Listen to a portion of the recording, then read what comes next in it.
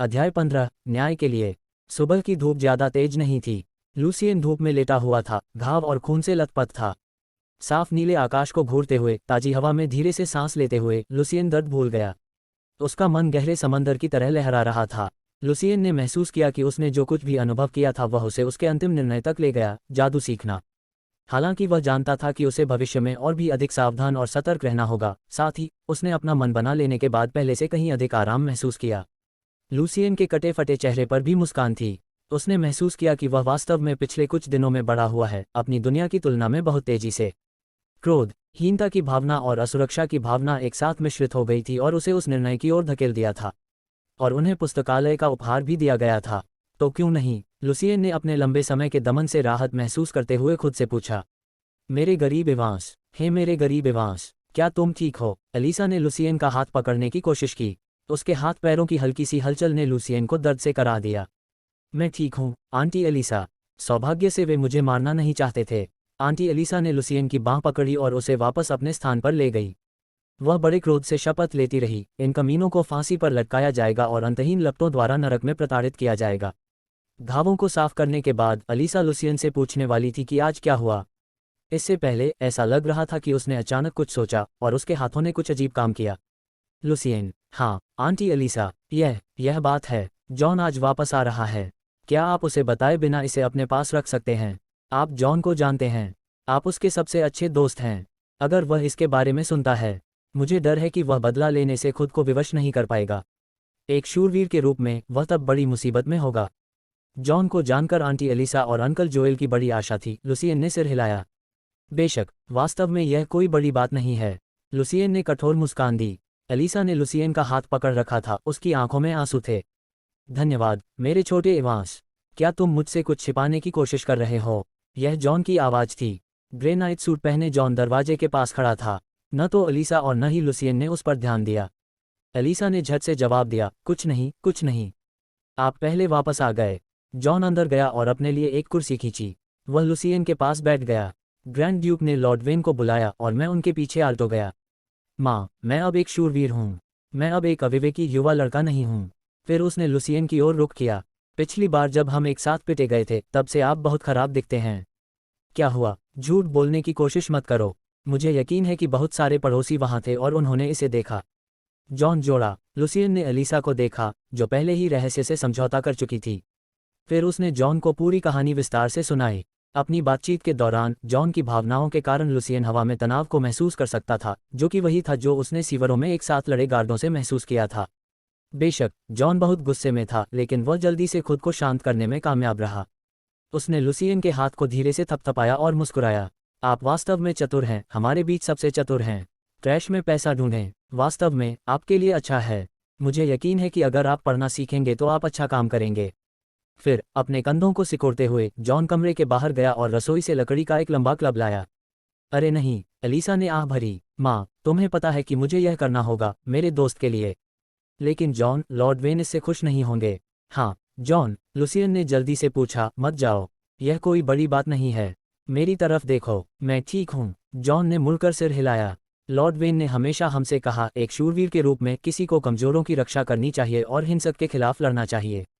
एक वर्ग के रूप में मैं पहले से ही खुद को एक शूरवीर मानता हूं और शूरवीर के विश्वास का पालन करने की कोशिश करता हूं। उद्धरण चिन्ह। उसकी आंखों का इरादा था। उनके हाव भाव विस्तृत हैं। लूसियन, मेरे दोस्त को धमकाया गया और उसकी जगह बर्बाद हो गई। अगर मैं लॉर्ड वेन को पेशाब न करने के लिए चुप रहा तो मेरा आंतरिक अपराध मुझे कभी नहीं छोड़ेगा। हाँ, शायद मैं अब आशीर्वाद को नहीं जगा पाऊंगा क्योंकि मैंने नियम तोड़े हैं, लेकिन मैं अपने विश्वासों के प्रति वफादार रहूंगा। भगवान वेन मेरी तरफ होंगे, मुझे विश्वास है। मुझे पता है जॉन, मुझे पता है। लेकिन एलिसा की आंखों में आंसू आ गए।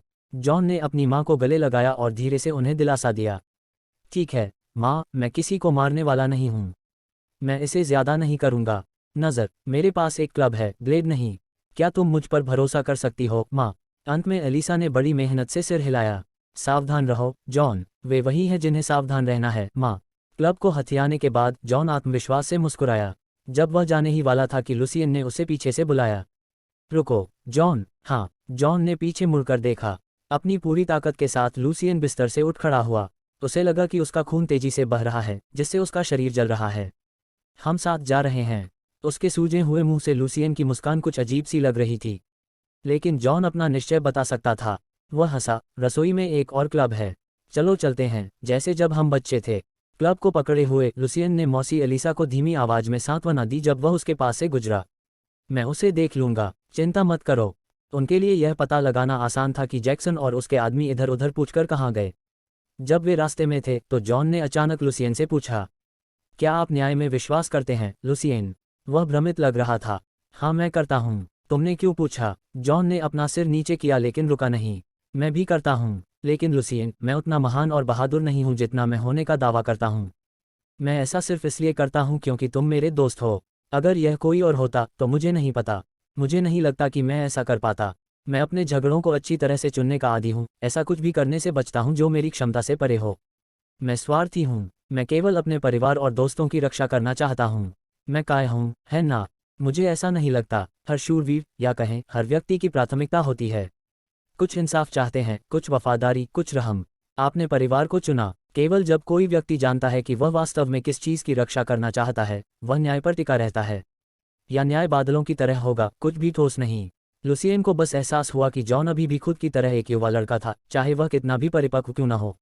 अपने मानसिक पुस्तकालय से नाइट की आत्मा के बारे में पुस्तक के लिए धन्यवाद। वह जॉन को आराम देने के लिए अपने वाक्यों को लिख रहा था। अब वह पुस्तकालय में सभी पुस्तकों के बीच जानकारी देखने में काफ़ी बेहतर था। तुम सच में ऐसा लगता है? जॉन अभी भी हैरान लग रहा था। जरूर, यदि आप सक्षम हैं तो क्या आप कमजोरों की रक्षा करेंगे, दुष्टों से लड़ेंगे और न्याय को बनाए रखेंगे? अगर मैं सक्षम हूं तो निश्चित रूप से मैं करूंगा। तो आप अभी भी न्याय के शूरवीर हैं। यदि आप सक्षम नहीं होते तो आप लड़ते और बिना किसी कारण के मर जाते। आप पहले अपनी रक्षा करने में सक्षम होंगे, तभी आप उन लोगों की रक्षा कर सकते हैं जिन्हें आपकी सहायता की आवश्यकता है। लुसियन ने महसूस किया कि वह एक संरक्षक होने के लिए काफ़ी उपयुक्त था।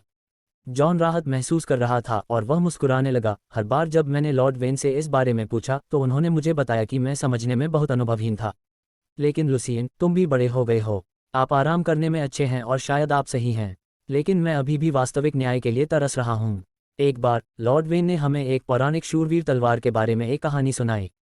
तलवार के अंदर दैवीय शक्ति थी, लेकिन वह आम लोगों की तरह ही दिखती थी। इसका मूठ विशुद्ध रूप से लकड़ी का बना था, बिना किसी रत्न, मोती या सामान्य से कुछ भी। रईसों और उच्च स्तरीय शूरवीरों ने तलवार को दोबारा नहीं देखा। जॉन की नज़र दूर दूर तक थी और वह चलता रहा। लेकिन वास्तव में तलवार उनके विचार से कहीं अधिक शक्तिशाली थी, खासतौर पर तब जब इसका इस्तेमाल बुराई से लड़ने के लिए किया जाता था। जिस बात ने मुझे सबसे अधिक प्रभावित किया वह थी तलवार पर उकेरे गए शब्द, न्याय, वैभव और शक्ति की तुलना में पीला है। लेकिन हर कोई इसका प्रतिनिधि हो सकता है, अमीर या गरीब, बुद्धिमान या अनपढ़, योद्धा या किसान। न्याय पीला है, लेकिन यह हर जगह है। पीला न्याय, वह तलवार का नाम है। यह डार्क माउंटेन रेंज में एक ग्रैंड अर्चना नाइट के साथ गायब हो गया। उद्धरण चिन्ह। जॉन उत्साहित हो गया। उनका डिप्रेशन दूर हो गया था। लुसियन हंसे। तो आज हमारा नारा है, न्याय के लिए। न्याय के लिए। जॉन ने अपने क्लब को लहराया। कुछ मिनट बाद उन्होंने जैक्सन को देखा, जो बाजार की चौड़ी सड़क पर चल रहा था। कुछ लड़के अभी भी उसका पीछा कर रहे थे।